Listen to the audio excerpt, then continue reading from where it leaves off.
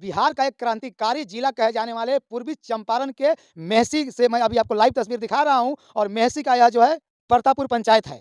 और ये परतापुर पंचायत में यह दादी रहती है और दादी को खुद अपना उम्र का भी ख्याल नहीं है। दादी बता रही है कि 60 साल प्लस मेरा उम्र है और शायद मैं उम्मीद करता हूं कि इस विधानसभा में, इस पंचायत में, इस वार्ड में और यहाँ के सरकारी सिस्टम में हर जगह पदाधिकारी से लेकर और नेता विराजमान है। उसके बावजूद भी ये दादी का दिशा और दशा आप देख सकते हैं।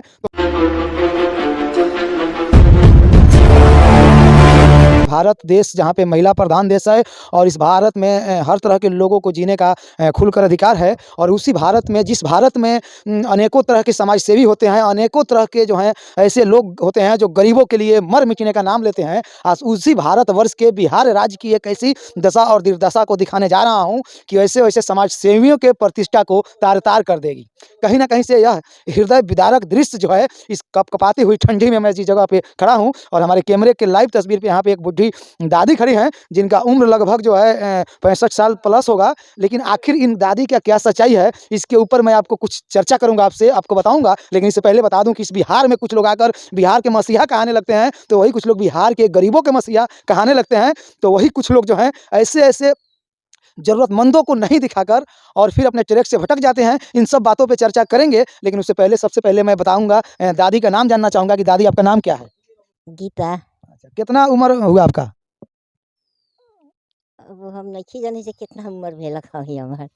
जिनको खुद अपना उम्र पता नहीं हो, भला वैसे वैसे होटल इसमें देले है 60 बरस के। वोटर लिस्ट में 60 वर्ष दिया है। और ये सच्चाई है कि बताइए, बिहार में जिसको अपना उम्र का ख्याल नहीं हो, जिसको अपना उम्र पता नहीं हो, भला उनको ऐसे ऐसे जगहों पे रहने के लिए विवश क्यों नहीं किया जाएगा? ये दिखा सकते हैं, यह जो टूटी फूटी है, जो झोपड़पट्टी जैसा आपको दिख रहा है, ये झोपड़ी नहीं है, यह दादी का आशियाना है और दादी इसी में रहती हैं। देख सकते हैं यहाँ पे एक खाट के नाम पे एक छोटा सा खाट लगा हुआ है और इनका ओढ़ने बिछाने से लेकर कहीं आने जाने तक का कपड़े इसी खाट पे है। और आप देख सकते हैं कैसे यहाँ पे एक दीवार बनाई है। ये बुढ़ी दादी जो है ना, साड़ी का पर्दा लगाकर इसको दीवार बना दी है और कहीं ना कहीं से ये बिहार के उन समाज सेवियों को, समाज सेवा को कलंकित करता हुआ यह जो तस्वीर आपके सामने दिख रहा है, यह बिहार सरकार के उन सारी सिस्टमों को तार-तार कर रही है, शर्मसार कर रही है, जो लोग बिहार के गरीबों के ऊपर ज्ञान बांटते हैं और जो लोग बिहार के गरीबों के लिए काम करते हैं। और जहाँ तक बिहार सरकार जो बिहार से गरीबी मिटानी चाहती है, इस सब पे कहीं ना कहीं से यह जो है, ये झोपड़ी जो है, ये सवाल खड़ा कर रहा है। आप देख सकते हैं इनके पास क्या क्या वस्तु है। लेकिन सबसे बड़ी बात है कि आखिर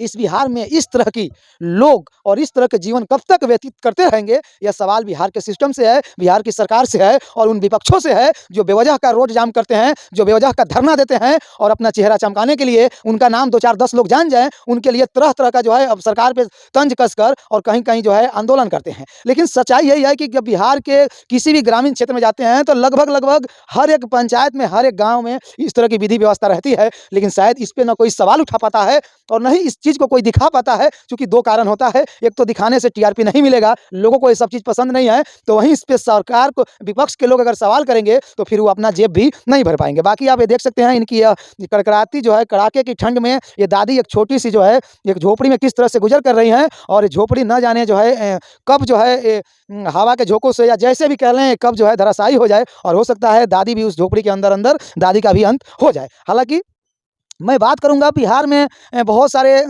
पत्रकार हैं और बहुत सारे मीडिया बंधु हैं और यहाँ तक मैं आपको बता दूं कि एक देश के ऐसे एक युवा समाज सेवी हैं जिनको बिहार का मसीहा कहा जाता है, जिनका नाम है सोनू सूद। और सोनू सूद नाम का पूरा देश में डंका बजता है और बिहार का मसीहा कहा जाता है। लेकिन मैं कहूँगा कि सोनू सूद पूरे बिहार का मसीहा नहीं हो सकते हैं। सोनू सूद कुछ लोगों का मसीहा हो सकते हैं, कुछ लोगों का कल्याण कर सकते हैं। अगर पूरे बिहार का मसीहा सोनू सूद को कहा जाता है तो कहीं ना कहीं से निराधार है और यह गलत है। दादी के समस्याओं को दिखाने के लिए यहाँ के कुछ जागरूक बुद्धिजीवी लोगों ने बड़े बड़े जो है ना यूट्यूबर को जो है ना बताया, यहाँ तक इनका फोटो तक खींच कर भेज दिया, इनका वीडियो तक बनाकर वो न्यूज़ चैनल को दे दिया। लेकिन न्यूज़ चैनल कहीं ना कहीं से इस चीज़ को नहीं दिखाया, इनको नहीं चलाया, क्योंकि यहाँ पे जो है कोई चमकता हुआ चेहरा नहीं था, कोई चमकता हुआ सितारा नहीं था। और यहाँ पे इनके इस वीडियो को दिखाने से उस चैनल को शायद किसी भी तरह की जो है बेनिफिट और मुनाफा नहीं था। कुछ चैनल वाले स्टार्टिंग में ऐसे ऐसे बात करते थे, जो ऐसे ऐसे घरों का एक दरवाजा लगाने की बात करते थे, छप्पर रखने की बात करते थे। लेकिन पता नहीं वो चैनल वाले कहाँ मर गए, जो जिनके घर पे छप्पर नहीं है, जिनका दरवाजा तो दूर की बात है,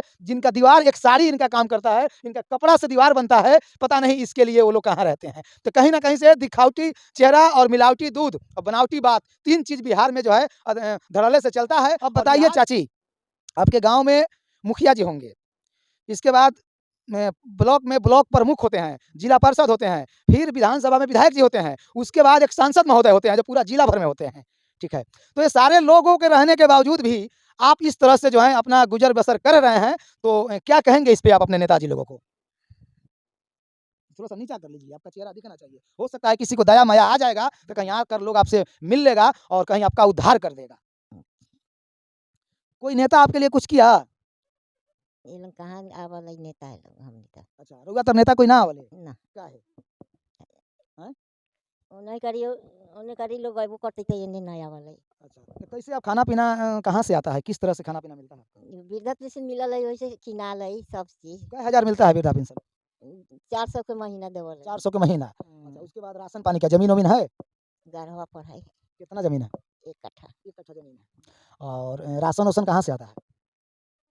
ये मिलल है 5 किलो गदी पर हुँ। बोल बरबरा के देवल है अच्छा, बोल बरा-बरा के देते हैं, काहे? का कहते हैं? बोलू राशन कार्ड नहीं है नहीं राशन कार्ड राउर नइखे? ना अच्छा, तो बोल बरा-बरा के डाँट-उट कर आपको बाद में दे देता है? और सबका बटाला का बाद में 5 किलो देवल है अच्छा, सबके बटाने के बाद डीलर साहब इनको एहसान कर देते हैं। हाँ। अच्छा, उसके बाद?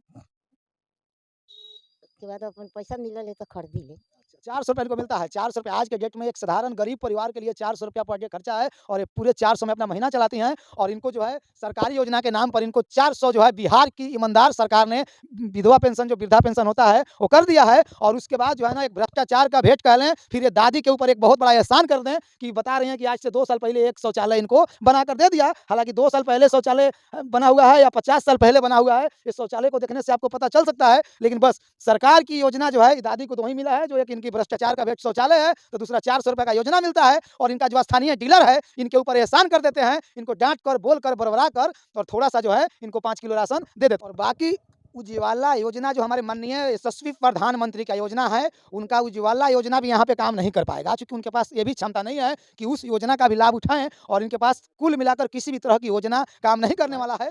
सहयोगी मित्र यहाँ पे प्रेम प्रकाश जी हैं और कहीं न कहीं से यह इनका ग्रामीण क्षेत्र है। तो क्या सब कहेंगे दादी के ऊपर आप?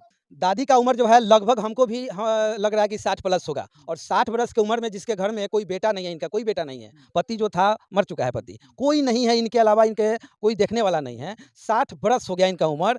सरकारी योजना के नाम पर सिर्फ मिलता है 400 रुपया का पेंशन, राशन कार्ड नहीं है, जबकि राशन कार्ड सारे लोगों को मिलता है, राशन मिलता है। लेकिन डीलर महोदय जो हैं एहसान करते हैं या पुण्य करते हैं, जो करते हैं उन्होंने वे क्या करते हैं अपने तरफ से इनको 5 किलो हर माह राशन देते हैं। ये सच्चाई है। डीलर महोदय को इसके लिए बहुत-बहुत धन्यवाद रहेगा। लेकिन कहने का मतलब है कि इतना समाजसेवी लोग होते हुए भी, इतना जनप्रतिनिधि होते हुए भी जो वोट के समय तमाम प्रकार की बात करते हैं कि हम ये करेंगे, वो ये करेंगे, और एक पूरे गाँव में एक ऐसी महिला है जिसके पास इस डिजिटल वाले दुनिया में अभी तक राशन कार्ड नहीं है। घर की स्थिति आपने दिखा दिया, जैसा है वैसा है।